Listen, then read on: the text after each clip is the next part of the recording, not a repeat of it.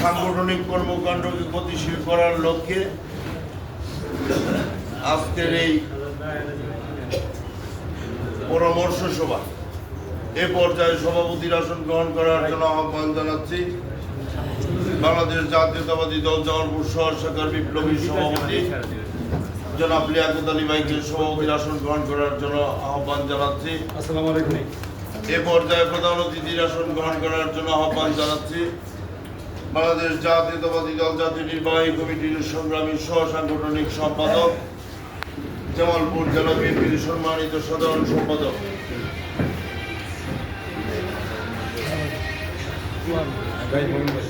সদ্য জাতীয় সংসদ নির্বাচনে জামালপুর সদর 5 আসন থেকে নির্বাচিত মাননীয় সংসদ জননেতা জনাব অ্যাডভোকেট শাহ মোহাম্মদ ওয়ারেস আলী মামুন এমপি মহোদয়কে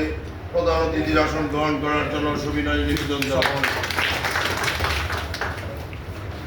আমাদের মাঝে উপস্থিত জাতীয়তাবাদী দল জামালপুর শহর শাখার সংগ্রামী সিনিয়র সভাপতি জনাব মাইনুদ্দিন বাবুল, আমাদের মাঝে উপস্থিত জাতীয়তাবাদী দল জামালপুর শহর শাখার সংগ্রামী সিনিয়র যুগ্ম সাধারণ সম্পাদক সাবেক ছাত্র নেতা শহীদ রহমান শহীদ, আমাদের মাঝে উপস্থিত জাতীয়তাবাদী দল জামালপুর শহর শাখার বিপ্লবী